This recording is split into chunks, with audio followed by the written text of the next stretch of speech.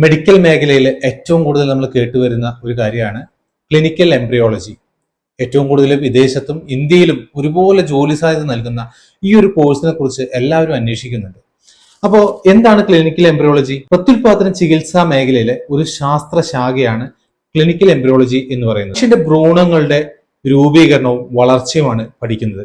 വന്ധ്യതാ ചികിത്സാ മേഖലയിലാണ് ഇവർക്കുള്ള ജോലി സാധ്യതകൾ എന്ന് പറയുന്നത്.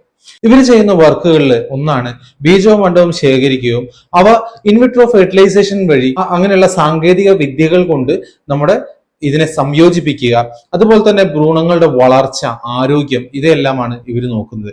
അതുപോലെ തന്നെ ഭ്രൂണങ്ങൾ മരവിപ്പിച്ച് സൂക്ഷിച്ചു വെക്കുന്നതും അതുപോലെ തന്നെ ബീജത്തിന്റെയും അണ്ടത്തിന്റെയും ഗുണനിലവാരം ഇവയെല്ലാം ചെക്ക് ചെയ്യുന്നതെല്ലാം ക്ലിനിക്കൽ എംബ്രിയോളജിസ്റ്റുകളാണ്. ഓക്കെ, അപ്പൊ ഇവർക്ക് ഒരുപാട് ജോലി സാധ്യതകളാണ് വരുന്നത്. IVF ലാബുകളിൽ, അതുപോലെ തന്നെ ഫെർട്ടിലിറ്റി സെന്റേഴ്സിൽ വരുന്നുണ്ട്.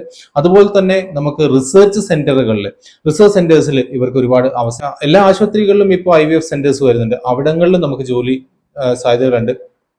അധ്യാപനത്തിനായിട്ട് BSc കഴിഞ്ഞ് MSc കൂടി എടുത്തു കഴിഞ്ഞാൽ അധ്യാപനത്തിനായിട്ട് നമുക്ക് മെഡിക്കൽ കോളേജുകളിലും മെഡിക്കൽ മേഖലകളിൽ നമുക്ക് നല്ല ജോബ് ഓപ്പർച്യൂണിറ്റി തരുന്ന ഒരു കോഴ്സാണ് ക്ലിനിക്കൽ എംബ്രിയോളജി. അപ്പോൾ ഇത് സീറ്റ് കിട്ടണമെന്നുണ്ടെങ്കിൽ വളരെ പെട്ടെന്ന് തന്നെ ഏറ്റവും നല്ലൊരു ക്യാമ്പസിൽ അഡ്മിഷൻ എടുത്താൽ മാത്രമേ നിങ്ങൾക്ക് അതിനുള്ള സീറ്റുകൾ ഉറപ്പിക്കാൻ പറ്റുള്ളൂ.